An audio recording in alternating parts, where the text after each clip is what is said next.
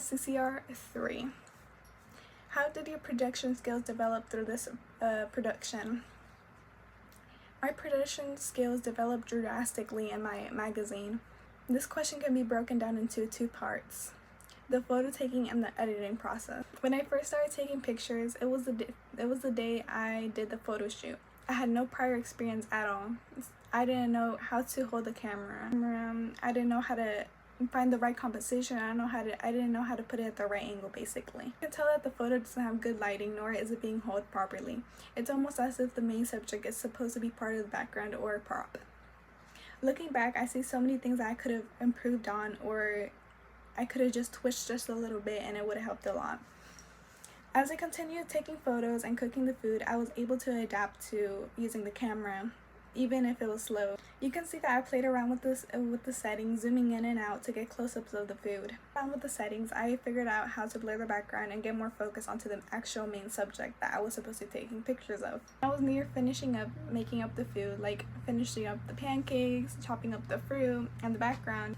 Around the time I started to get more confident in it with my ability to take photos, it was when I was near the end, basically, because I took more than enough photos than I basically needed to. So around the time I started to get more comfortable in my ability to take photos, I was near the end of the photo shoot.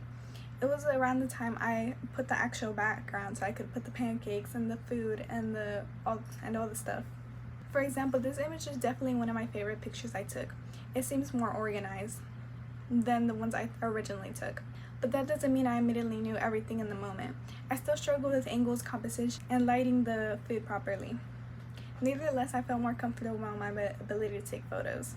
Another example of when I got more comfortable in my ability to take photos is when I started taking pictures of new plates or a new food for different sections of my magazine. Near the end of every single time I took pictures for like a new plate or a new serving, you can tell I was able to improve. For example, in my table of contents, I had this picture of strawberries that were getting sliced. At first I struggled in styling and positioning the camera properly. At first it was either too far away or too close to the subject. The tone setting was too cold or too warm. I forgot in that moment I didn't have to put it all at one thing. I could put it in balance. It doesn't all have to be one color or one tone. As I experimented, I was able to settle for this picture right here illustrated. The water droplets better help with the styling choices. It basically helped it look more refreshed. Overall, I learned and improved a lot by repetition and experimentation and photo taking, just by comparing the photos from start to finish. Which leads me to my next point, photo editing. One of the main issues I kept having was organizing the layout and keeping it clean, especially for the front cover. I wanted something classic, but also a professional look. For example, I needed something that made the audience grasp their attention. I wanted something that basically made them want to keep reading. To keep the attention of the readers, I needed to get a close-up of the fruit bowl. Color coding and adjusting colors is what took me forever. As I was editing, I realized I couldn't use too many colors because of how messy it looked, so I kept it to a minimum. This led me to be able to use my learning experience in the table of contents. For the table of contents, I was lost for the layout. No matter how many references I looked at, none of them seemed right or to match my aesthetic. So I picked the colors first, then pictures. With that, I ended up with the table of contents. Organization in the table of contents was such a huge part in doing it.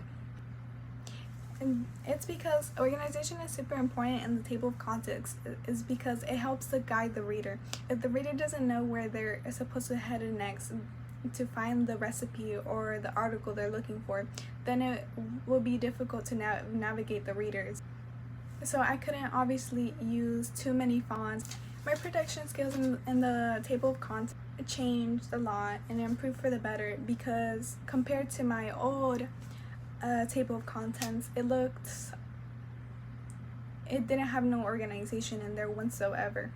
Either the text was too big, even though it was supposed to be the body text, and the heading was too small, which obviously was going to confuse the consumer.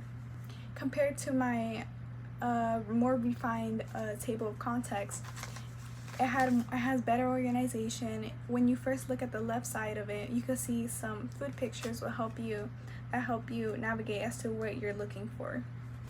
In my old table of context as well, I didn't have too many fonts. It basically, you couldn't tell which was the subtext, which was the heading. You couldn't tell a lot just by looking at it. But more compared to my newer one, you could see the differences. You could see the layout. You could see where you're supposed to go. Lastly, the 2-page spread. It was more difficult. This was the layout first compared to my last work. Comparing them both, I noticed that the food picture played a huge role in organization. At first, I wasn't sure what made the pages seem so bland. Now looking at it, I know it's because of the text not lining up with the picture. The fonts didn't match the atmosphere I was going for. There was basically no structure in it.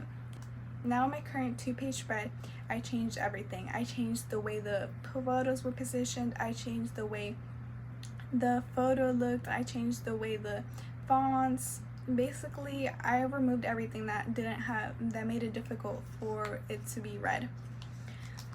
I also edited the lighting and hue to make it more of a bright atmosphere to the food picture to make it more appetizing. And in the old 2-page spread, the colors of the fonts were all black, little to no sizing difference.